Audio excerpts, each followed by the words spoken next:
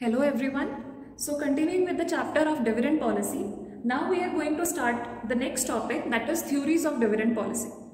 अब थ्योरीज में हम क्या रीड आउट करेंगे कि ऐसे कौन कौन से वेल सेड अकाउंटेंट्स ने हमें डिफरेंट टाइप्स ऑफ अप्रोचेस दी हैं ताकि हम ये डिसाइड कर सके कि हमें डिविडेंड पे करना चाहिए या नहीं करना चाहिए, या फिर हमारे डिविडेंड का हमारे वैल्यू ऑफ फर्म के ऊपर क्या इम्पैक्ट पड़ रहा है, उसको कैसे चेक करना है। उन सभी चीज़ों को हम थ्योरीज ऑफ डिविडेंड पॉलिसी के अंडर रीड आउट करेंगे। अब थ्योरीज हमें हमेशा ये डिफाइन करेंगी कि हमारे डिविडेंड का हमारी वैल्यू ऑफ फर्म पे इम्पैक्ट क्या पड़ रहा है। Now there are two approaches जिसके थ्रू हम थ्योरीज को रीड आउट करेंगे, या फिर थ्योरीज के ही फर्दर टू पार्ट्स हैं। सबसे फर्स्ट है आपकी इररेलेवेंस थ्योरी। अब इररेलेवेंस थ्योरी हमें क्या कहती है, नेम से ही हमें क्लियर हो रहा है। इररेलेवेंस मतलब जिसका कोई भी इंपॉर्टेंस नहीं है, which has no relevance in the dividend policy. मतलब ये थ्योरी के अंदर हम वो पर्टिकुलर थ्योरीज या अप्रोचेस पढ़ेंगे जिनका मानना ये है कि हमारे डिविडेंड का हमारी वैल्यू ऑफ फर्म के ऊपर कोई इम्पैक्ट नहीं पड़ता है। तो चाहे आप डिविडेंड पे करो अपने शेयर होल्डर्स को, चाहे ना पे करो, इट विल हार्डली मैटर, आपकी वैल्यू ऑफ फर्म वहीं की वहीं स्टेबल रहेगी। That is why it is called irrelevance of theory. जो सेकेंड वाली है दैट इज रेलेवेंस थ्योरी। अब रेलेवेंस थ्योरी क्या कहती है, बाय द नेम मीन्स कि आपका जो डिविडेंड है वो आपकी वैल्यू ऑफ फर्म में एक काफ़ी इंपॉर्टेंट रोल प्ले करता है। अगर आप डिविडेंड पे करोगे तो आपकी वैल्यू इंप्रूव होगी, फर्म की वैल्यू इंप्रूव होगी। बट अगर आप डिविडेंड पे नहीं करते हो तो हमारी जो फर्म की वैल्यू है उसके ऊपर कोई ना कोई नेगेटिव इम्पैक्ट पड़ सकता है। वो स्टेबल रह सकती है या फिर वो रिड्यूस हो सकती है, बट वो इंक्रीज नहीं होगी if you are not paying dividend. So this is the approach, that is approach और theory that is called relevance theory. अब ये तो थी हमारी बेसिक कि एक इररेलेवेंस थ्योरी की हेडिंग है, एक रेलेवेंस थ्योरी की हेडिंग है। अब इन्हीं के अंडर हम जो थ्योरीज फर्दर रीड आउट करने वाले हैं वही आपके लिए प्रैक्टिकल चैप्टर्स प्रैक्टिकल एस्पेक्ट में कवर होगा। So moving on to the irrelevance theory.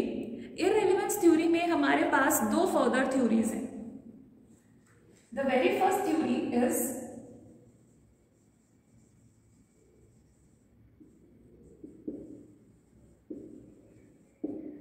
Residual theory, और जिसको हम कहते हैं रेजिडुअल अप्रोच।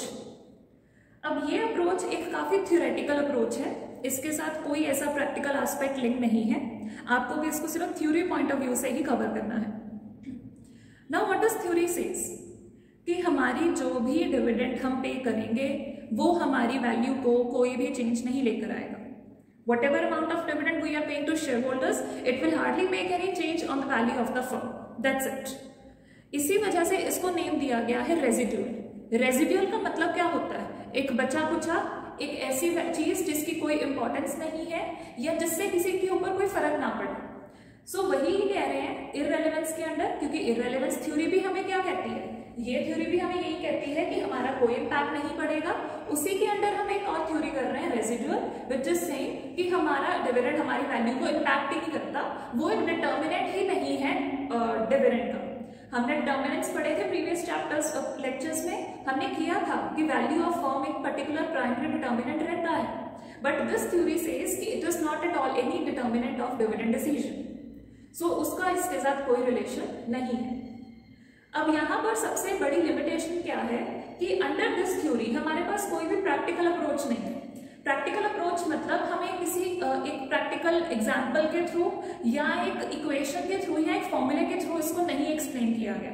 ये सिर्फ एक थ्योरेटिकल एस्पेक्ट है, तो आपको इसको थ्योरी फॉर्म में ही करना है। इसी वजह से इसको इंपॉर्टेंस भी नहीं दी जाती है। It is hardly taken into consideration while calculating the dividend और while deciding upon the dividend policy. अब हमारी जो इररेलेवेंस थ्योरी है, इस थ्योरी के अंदर एक सेकेंड अप्रोच है, that is called MM approach और एमएम थ्योरी। अब ये थ्योरी भी क्योंकि ये इररेलेवेंस थ्योरी का पार्ट है, बट ऑब्वियस है ये भी हमें यही कहेगी कि हमारा डिविडेंड हमारी वैल्यू ऑफ फर्म के ऊपर कोई इम्पैक्ट नहीं डालता है। बट इसका और रेजिडुअल थ्योरी का एक डिफरेंस है। रेजिडुअल थ्योरी में हमें कोई प्रैक्टिकल बेस नहीं दिया गया था इस पॉइंट को सॉल्व करने के लिए या वेरीफाई करने के लिए, बट एमएम अप्रोच के अंडर हमें एक प्रैक्टिकल बेस दिया गया है जिससे वो ये वेरीफाई कर रहे हैं कि हमारी जो डिविडेंड है, हमारा जो डिविडेंड है वो हमारी वैल्यू ऑफ फर्म के ऊपर कोई चेंज नहीं लेके आएगा। उन्होंने हमें एक प्रैक्टिकल बेस दिया है। So that is why residual theory और एमएम अप्रोच को डिफरेंशिएट किया गया है।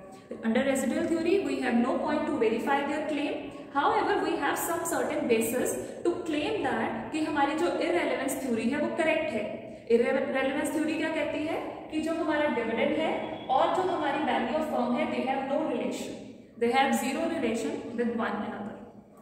So ये है हमारे irrelevance theory. We will be doing this theory in detail. MM approach की theory हम डिटेल में करने वाले हैं। अब आता है आपका relevance theory. रेलेवेंस थ्योरी के अंडर भी हमारे पास फर्दर 2 पॉइंट्स हैं जो ये क्लेम करते हैं कि एक्चुअल में हमारा डिविडेंड हमारी वैल्यू ऑफ फर्म के ऊपर एक इम्पैक्ट डालता है। So under relevance theory we will be sharing the view points of 2 persons, Walter and Gordon. ये दोनों के हम व्यू पॉइंट्स, इनके अप्रोचेस रीड आउट करेंगे। इन्होंने भी हमें एक प्रैक्टिकल बेस दिया है ये वेरीफाई करने के लिए कि हमारा जो डिविडेंड है और हमारा जो वैल्यू ऑफ फर्म है both have a positive relation.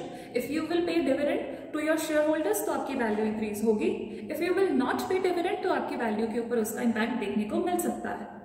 So under this whole chapter, dividend policy के चैप्टर के अंदर हमारी Walter approach, Gordon approach and MM approach, ये 3 अप्रोचेस हैं जिनको हम प्रैक्टिकली रीड आउट करेंगे और यही आपके मेन प्रैक्टिकल एस्पेक्ट है आपके इस चैप्टर का। इन्हीं से ही आपको प्रैक्टिकल चैप्टर आता है।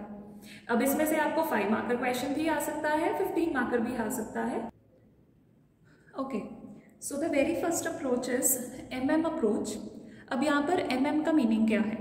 एमएम यहाँ पर किसी 2 अकाउंटेंट्स के नेम के पीछे बना है, Modigliani, Miller, that is why it is called MM. अब इन दोनों ने हमें एक प्रैक्टिकल बेस दिया है ये वेरीफाई करने के लिए कि एक्चुअल में हमारा जो डिविडेंड है वो हमारी वैल्यू ऑफ फर्म के ऊपर कोई चेंज नहीं लेकर आता है। Now what does that practical base means? Under this हमें यहाँ पर ये 3 फॉर्मूले अप्लाई करने होंगे। First formula, second formula and third. आपको तीनों फॉर्मूले हर एक क्वेश्चन में अप्लाई करने होंगे अगर आपको उन्होंने एमएम अप्रोच बोला है। अब सबसे पहले इन फॉर्मूला में जो भी आपके पास टर्म्स हैं पहले उनको देख लेते हैं, उनके मीनिंग क्या है। सबसे फर्स्ट उन्होंने कहा है कि हम निकालेंगे P1। अब P1 का मतलब क्या है? It is written over there second में। P1 means price of share at the end. End का मतलब ईयर एंड पे आपके जो भी इक्विटी शेयर्स हैं उनका क्या प्राइस है वो हम निकालेंगे। उसको निकालने के लिए व्हाट डू वी नीड? हमें चाहिए PO। PO means price of share at the beginning. मतलब हमने ब्रॉड फॉरवर्ड कितनी फिगर की थी पिछले साल से, उसके बेसिस पे हम इस साल के एंड पे हमारे शेयर्स की कितनी वैल्यू है वो कैलकुलेट करेंगे। 1 + KE। अब KE क्या होता है? Again written over there under PO, cost of capital. अब ये हमारा आगे आने वाला एक चैप्टर भी है कि हम कॉस्ट ऑफ कैपिटल कैसे निकालते हैं। इसको हमेशा एक के नाम से ही डिनोट किया जाता है। यहाँ पर E का मतलब है कॉस्ट ऑफ इक्विटी कैपिटल। तो ये अभी तो आपको क्वेश्चन में गिवन होगा जितने भी हम क्वेश्चंस करेंगे, बट आगे जब हम कॉस्ट ऑफ कैपिटल का क्वेश्चन चैप्टर करेंगे तब आपको ये खुद निकालना भी आ जाएगा। Minus D1, this we have to solve put here D1। अब D1 क्या है? It is again mention under KE। D1 is equal to dividend at the end. मतलब आपने इस साल के एंड में कितना डिविडेंड डिक्लेयर करना है वो हो जाएगा आपका D1। तो सबसे पहले हम price of shares at the and निकालेंगे। फिर हमने जो सेकेंड वैल्यू निकालनी है वो है M। M का मतलब number of shares which are required, कि आपको कितने नंबर ऑफ शेयर्स चाहिए। उसका फॉर्मूला गिवन है I। What does I means? I it is given investment required, कि आपको कितना पहले पैसा चाहिए, कितनी इन्वेस्टमेंट आपको चाहिए, उसके बेसिस पे ही हम डिसाइड कर सकते हैं कि हमें कितने नंबर ऑफ शेयर्स इशू करने हैं। Minus E। अब E क्या है यहाँ पे? Earnings of the company. सबसे फर्स्ट फिगर हमारी वहां पर मेंशन है earnings of the company. So I minus E minus N। N का मतलब है existing number of shares. Last value given over their existing number of shares. हमने निकालने क्या है? कितने नए शेयर्स इशू करें और n का मतलब क्या है, हमारे ऑलरेडी कितने नंबर ऑफ शेयर्स इशू हो चुके हैं। Hair dot means multiply D1। अब D1 क्या है, हम कर चुके हैं, डिविडेंड जो हम इस साल के एंड में पे करने वाले हैं वो होता है D1 upon P1।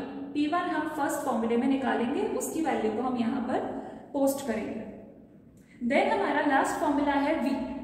V is equal to, V का मतलब क्या है, वैल्यू ऑफ फर्म। ये नॉर्मली अब हम हर एक पार्ट में कर चुके हैं, which is equal to n plus m। m हम इस क्वेश्चन में निकाल चुके हैं पहले। m का मतलब क्या है, एग्जिस्टिंग नंबर ऑफ शेयर्स, तो शेयर्स आपके पास ऑलरेडी इशूड हैं। P1 भी हम फर्स्ट फॉर्मूले में निकाल चुके हैं, minus I minus E। I भी हमें पता है क्या है, इन्वेस्टमेंट रिक्वायर्ड। E का मतलब कंपनी की अर्निंग्स कितनी है, अपॉन 1 प्लस K।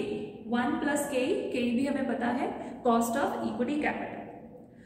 अब ये फॉर्मूले again you have to learn, there is no hard and fast rule, there is no short trick, but आपको ये फॉर्मूले लर्न करने पड़ेंगे। You have no other option, but जब आप प्रैक्टिस करते जाओगे आपको अपने आप के फॉर्मूले लर्न होते जाएंगे। अब ये तो हो गया हमारा प्रैक्टिकल बेस। अब इस अप्रोच को अप्लाई कैसे किया जाता है। For applying this approach what you have to do, आपको इस पूरे के पूरे क्वेश्चन को 2 बार सॉल्व करना है। 2 बार सॉल्व करने का लॉजिक क्या है, हम जब फर्स्ट केस अप्लाई करेंगे, अंडर दिस केस हम क्या लेंगे कि जो हमारा डिविडेंड है वो हम 0 डिक्लेयर कर रहे हैं, मतलब हम अपने शेयर होल्डर्स को डिविडेंड पे ही नहीं कर रहे। तो हमारी जो डिविडेंड की वैल्यू वो 0 है। 0 करके हम ये तीनों पार्ट्स को सॉल्व करेंगे, हमारी वैल्यू ऑफ फर्म आ जाएगी डन। तो हम यहाँ पर वो वैल्यू मेंशन कर देंगे। अब हम दोबारा फिर से उसी क्वेश्चन को सॉल्व करेंगे सेकंड केस में। उस केस में हम डिविडेंड की एक वैल्यू कैलकुलेट करेंगे, या क्या लेनी है वो क्वेश्चन टू क्वेश्चन डिपेंड करता है, परसेंटेज और द वैल्यू ऑफ शेयर्स ही होता है।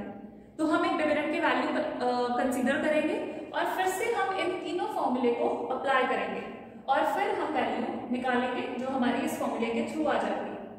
देन वी विल कंपेयर कि जो वैल्यू हमने केस 1 में निकाली है और जो वैल्यू हमने केस 2 में निकाली है, क्या वो सेम आ रही है या डिफरेंट आ रही है।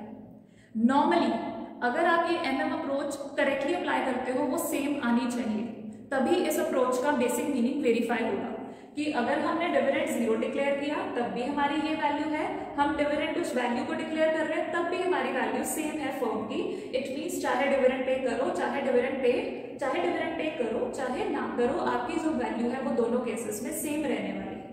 सो आपकी वैल्यू का आंसर दोनों केसेस में सेम आना चाहिए। Only that is the meaning that you have verified this approach. We will be doing one practical question इस पूरे के पूरे अप्रोच का, and then you will come to know how to solve this question very well. Thank you so much.